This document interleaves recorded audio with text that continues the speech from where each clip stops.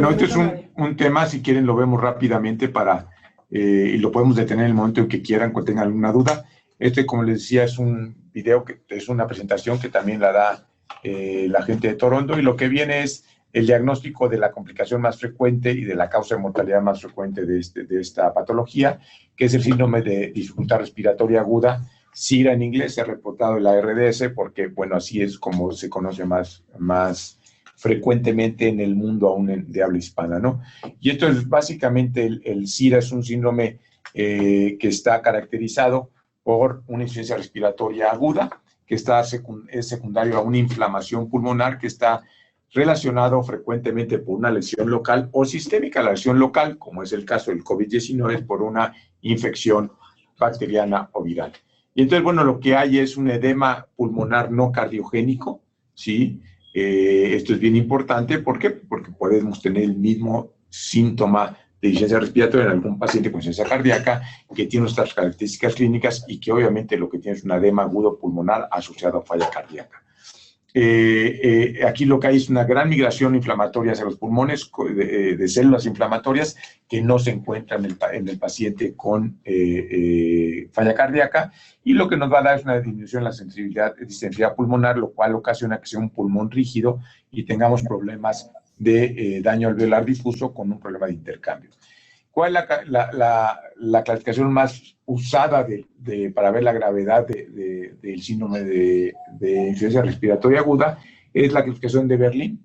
Esta clasificación, que ya tiene 8 años que se ha hecho por consenso, en donde se gradúa como todo en moderada, leve y grave, y dependerá del intercambio gaseoso. Para tener los criterios de síndrome de insuficiencia respiratoria de acuerdo a la clasificación de Berlín, bueno, esto lo que tenemos es que tenemos en el tiempo, que tengamos cuando menos dentro de una semana, hasta una semana de evolución de esta nueva empeoramiento pulmonar, que tengamos opacidades o infiltrados pulmonares que están distribuidos en forma difusa, que no tengamos una explicación para ello, es decir, que no tengamos una falla cardíaca que se ha descartado, que exista una edema pulmonar que está caracterizada por insuficiencia respiratoria y que a lo mejor en algunos otros estudios, como es un ecocardiograma, no tenemos datos de falla cardíaca. Y de acuerdo al intercambio gaseoso, pues va a ser moderado, leve, moderado, severo. Y bueno, y esto nos va a decir el intercambio en cuanto a la relación del aporte de oxígeno con la saturación de oxígeno, con el contenido de oxígeno. Así que aquellos pacientes que tengan menos de 300, pero más de 200, que estén con una maniobra de PIP o CPAP hasta de 5 centímetros de agua, será leve. Si estos pacientes tienen entre 100 y 200, también con un PIP hasta de 5, aproximadamente 5, estos también serán moderados, y grave es aquel paciente que tenga menos de 100 con un PIP de hasta, que diga, mayor de 5 o igual o mayor a 5. Entonces, los ejemplos pulmonares es la inflamación local, es el paciente con neumonía por aspiración, embolia pulmonar o lesión pulmonar por inhalación, obviamente de la neumonía por COVID también sería, y aquellos no pulmonares, aquellos con sepsis, quizás sería el que más frecuentemente tuviéramos, alguna intoxicación o por trauma, ¿no? Estos que otros pueden ser imitadores del SIRA o del ARS. Bueno, pues aquellos que tienen mucha agua, que están sangrando, que tenemos una gran cantidad de eosinófilos, o incluso aquellos pacientes con cáncer podrían dar una radiografía similar, por lo que tenemos que hacer una buena historia clínica como siempre. La mortalidad en estos pacientes, cuando es grave, es del 25, el leve 25, moderado 35, y grave, depende de uno la serie que revise, pero llega a ser del 45 hasta el 60%. La mayoría de ellos no solamente es una falla pulmonar única, sino que se agregan otras fallas. La más frecuente son cardíaca y renal, aunque pueden ser diferentes patologías las que se encuentran en algunos otros casos. Solo el 10 al 15% se asocia a una hipoxia refractaria, es decir, aquel paciente que no puede ventilarse o a pesar de los esfuerzos no lo ha podido mejorar la oxigenación, ¿no? Es bien importante, y algo que se nos reproduce en esta plataforma es algo: no hagamos daño al paciente, es decir, si tenemos dudas, consultémoslo. Tampoco por oxigenar a un paciente vamos a aumentar la potencia del ventilador, y para eso existen parámetros que uno debe de respetar, de la presión y de la cantidad de tiempos y frecuencias respiratorias que uno puede dar al paciente, porque el mismo ventilador, si le damos una potencia, un apoyo respiratorio con una presión pulmonar desmedida, pues nos puede dar barotrauma. Si le damos mucho volumen, algo que llamamos volutrauma, por lo cual el pulmón sufre cuando estamos ventilando por arriba de 10 centímetros de agua, e incluso algunos dicen que por 10 mililitros por kilo, perdón, o incluso por arriba de 8. Entonces, todo esto lo podemos ocasionar por el ventilador si no lo estamos manejando de una forma adecuada, por lo cual es conveniente, si no estamos acostumbrados, tratar de revisar este tema cuantas veces sea necesario para saber qué podemos hacer. Aquí está un artículo que se recomienda por qué el ventilador daña, que es este que hablábamos, que se hizo ya hace 20 años, donde sabemos que los pacientes con daño pulmonar agudo se recomienda manejarlo de 4 a 6 mililitros por kilo. Y bueno, lo que ellos vieron en este estudio, aquellos que tenían libre, es decir, en promedio era de 11.8, recuerden que antes muchas de las ventilaciones eran 10-12 mililitros por kilo, contra el grupo que se intervino en este artículo es de 6 mililitros por kilo, y vean cómo las presiones, que también nos habla del daño mecánico, bueno, pues estaban mucho mayor en aquellos pacientes que recibían mucho más volumen corriente. ¿Qué fue lo que pasó? Que la mortalidad al final fue 40 contra 31 en aquellos que se limitó el volumen, por lo tanto ha sido una práctica común en estar manejándolo entre 4 y 6. En el manejo principal, vuelvo a lo mismo, pueden ponerle SIDA, se ha respetado algunas cosas en inglés, porque con la idea de respetar lo más posible la autoría, ¿no? Vamos a ver primero si el paciente tiene menos de 300 y tiene un PIB igual o mayor a 5, bueno, pues vamos a hacer vamos a ponerlo en ventilación pulmonar, algo que se llama ventilación con protección pulmonar, ¿sí? Es hasta 6 mililitros por kilo, usando un modo de control volumen o modo de control de presión. La mayoría de los ventiladores tienen esto como un modo básico, así que no tenemos problema. Calculemos el peso ideal del paciente. ¿Esto qué quiere decir? Que tenemos un obeso mórbido de 200, no le vamos a dar 1200 mililitros de volumen corriente, sino que lo vamos a calcular de acuerdo a talla para conocer el peso ideal. Entonces, en algunos casos, si este volumen nos lleva a un deterioro, como es el retener el CO2 y darnos una hipercarbia, y que esto nos dé hipercapnia y nos dé una acidosis respiratoria, pues bueno, vamos a ver, tratar de mantenerlo o retener CO2 siempre y cuando el pH se conserve por arriba de 7.25.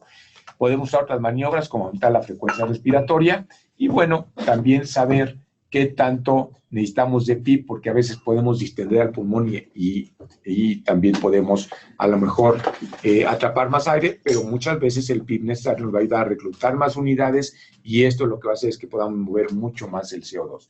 La presión meseta debe estar siempre por abajo de 30 para evitar que el paciente tenga mayor daño. Si esto no lo podemos lograr, entonces tenemos que considerar sedar y relajar a los pacientes. Hay algunos estudios, como el estudio de ProSiva en Francia, donde lo que se vio es que aquellos pacientes que se relajaban y se sedaban hasta por 48 horas mejoraban la mortalidad. Entonces tenemos que ver qué tanto estamos teniendo esta presión meseta. Si está en 30 estamos seguros, y bueno, lo que tenemos que ver es también que la presión máxima no vayamos a tener más de 35, y para esto son las curvas que van a demostrarnos todos nuestros ventiladores, ¿no? La sedación es importante. ¿Y por qué? Porque necesitamos que nos permita una ventilación sin que el paciente esté peleando o hiperventilando, porque a veces también podríamos tener el caso que si no está sedado puede tener esta respuesta respiratoria y tener taquipnea. Entonces, los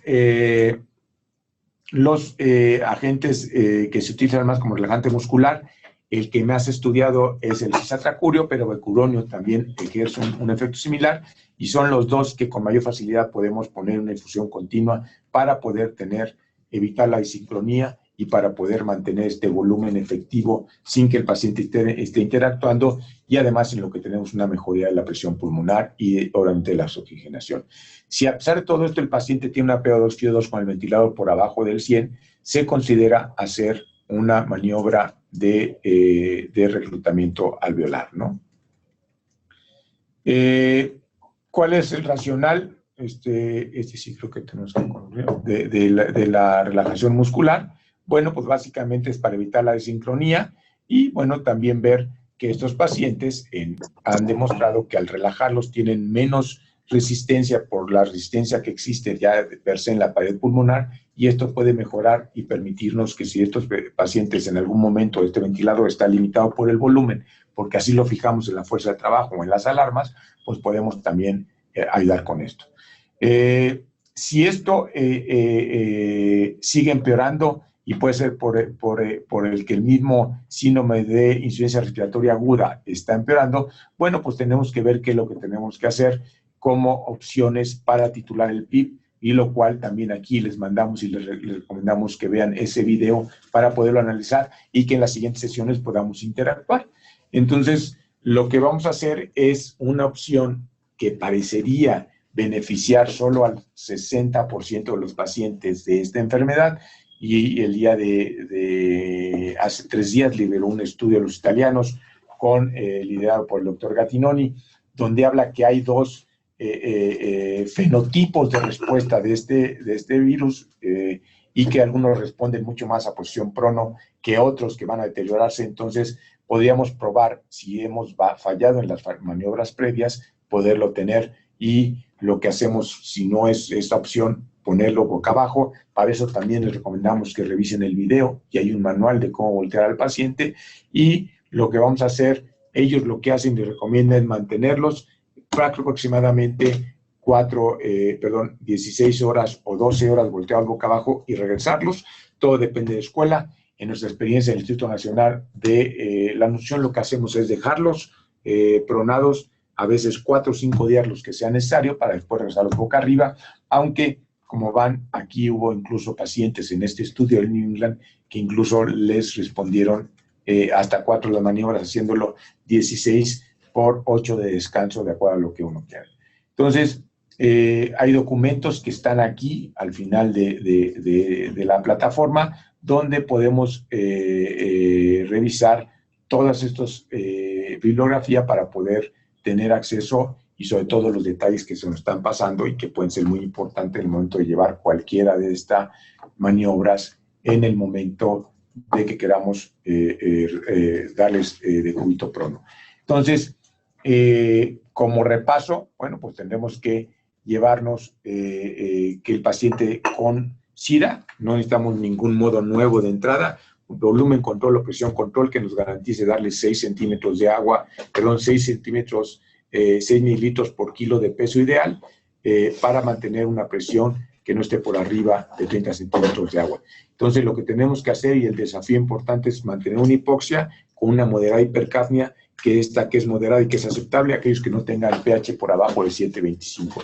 Entonces, como todo, lo primero será, en estos pacientes, lo primero será no dañar, y podemos adecuarnos para adecuarnos a la ventilación mecánica en una forma sencilla, y creo que el inicio se resumiría: ventilarlos por 6 mililitros por kilo, sedarlos de entrada si están recién intubados, lo cual todos van a estar casi recién intubados, es más, todos están recién intubados, y ajustar a 6 mililitros por kilo de peso ideal, tenerlos con una FiO2 que podemos iniciar con 80 a 100, dependerá de qué desaturación tenga, y ponerles el PIP de acuerdo a colocarle a la respuesta del PIP, o con un reclutamiento en base al PIP que está en un PDF que aquí hemos subido de igual forma. De igual forma, aquí tenemos una tarjeta que se pone donde hay cuidados generales del paciente, y donde te dice asegurarte desde cómo asegurar que el paciente tiene adecuadamente fijado el tubo endotraqueal. Esto es bien importante, dado que si recordamos que estos pacientes se desconectan, van a generar aerosoles y existe un mayor riesgo de la población. Y bueno, cómo monitorizar la posición de la cama para evitar una complicación. Como sabemos, es parte de un manejo integral para evitar neumonías intrahospitalarias. Y todo esto, mantener el nivel de sedación, y cuándo pedir ayuda y cuándo no pedir ayuda, para ayudarnos en el manejo de estos pacientes. Entonces, hasta aquí yo los invitaría a que después de esta plática la revisaran, y en las sesiones posteriores o por medio del chat que ha abierto Linda y el equipo del ENSAVI, podamos tener una interacción mucho mayor.